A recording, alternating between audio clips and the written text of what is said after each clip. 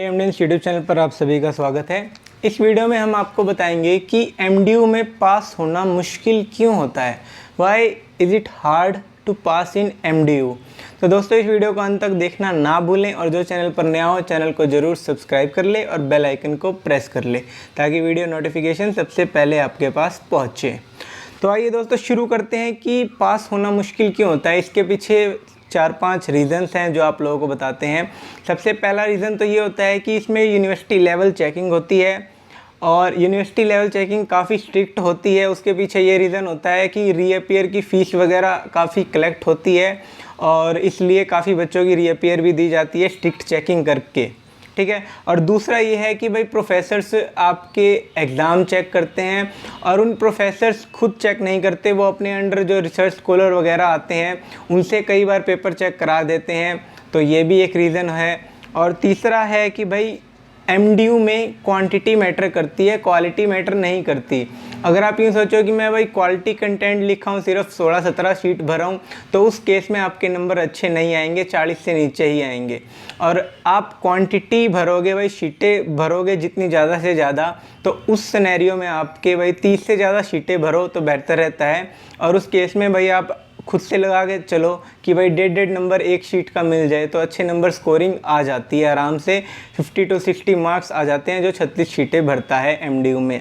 आगे बात करते हैं कि भाई किसी की हॉरिबल हैंड राइटिंग हो, भाई बहुत मतलब समझ में ही ना आए चेक करने वाले को, तो उस केस में भी रीअपीयर आने के चांस होते हैं। मेरे खुद के दोस्त की आई थी एक, तो उसका बहुत अच्छा मतलब टॉपर्स में से था वो, लेकिन उसकी हैंडराइटिंग ख़राब थी। उसके सीबीएसई में भी लाइक 93% नंबर आए थे, 95 आए थे, लेकिन एक बार उसके कंप्यूटर के पेपर में रीअपीयर थी और वो उसकी हैंडराइटिंग की वजह से ही होगी, क्योंकि उसके 50 में से 15-16 नंबर दे रखे थे और जबकि 20 मार्क्स चाहिए होते हैं 50 में से पास होने के लिए।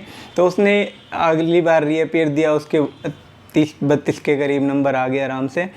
तो यही रहता है कि हैंडराइटिंग का काफ़ी ध्यान देना। एक बार हैंडराइटिंग आपकी जैसे शुरू में ख़राब हो गई तो जैसे शुरू में ही उसका मूड ख़राब हो जाएगा, वो वाली बात हो जाती है।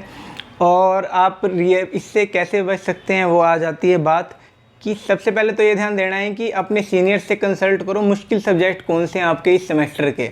जो सबसे ज़्यादा मुश्किल सेमेस्टर का सब्जेक्ट है उसको आपको पूरे सेमेस्टर पढ़ना है, उसकी आपको अच्छे से तैयारी रखनी है।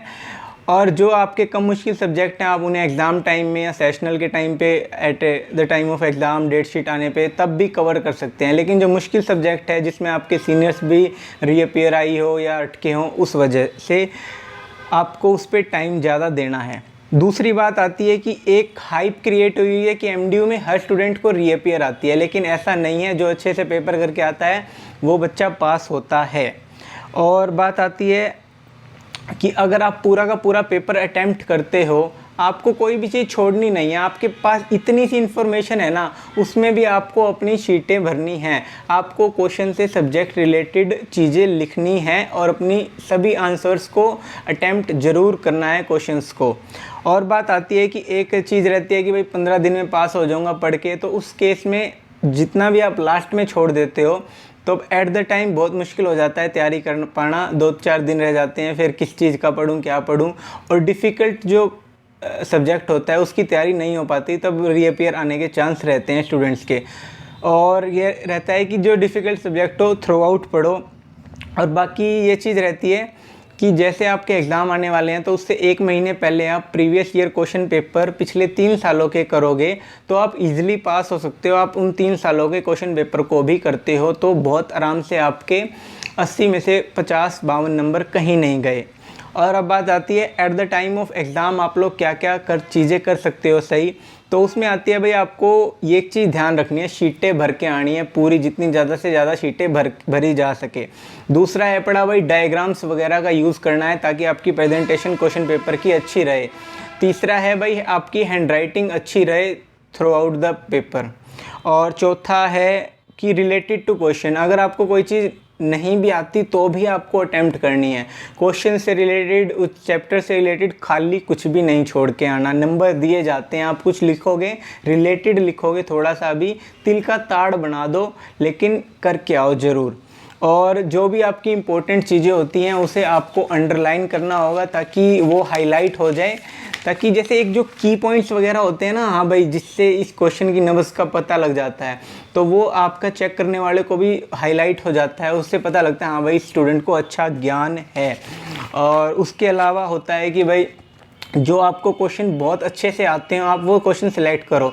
सबसे पहला क्वेश्चन वही करो जो आपको बहुत अच्छे से आता हो, उसके बाद जो नॉर्मल ठीक ठीक आते हैं वो कर लो 2-3 क्वेश्चन, और उसके बाद जो लास्ट क्वेश्चन हो वो भी आपको जो सबसे अच्छा आता हो, मतलब सबसे अच्छे से कम वाला, वो आप सबसे लास्ट में करो। आपका सबसे जल्दी होगा, आपका timely question paper, answer sheet question paper भी टाइमली ख़त्म होगा और आपका पेपर अच्छे से होगा। आखिरी में दी एंड लिख देना, जहाँ भी आपका 30-32 शीटें भरती है तो आखिरी में दी एंड लिख देना ताकि पता लग जाए यहाँ पे आपकी आंसर शीट ख़त्म होती है।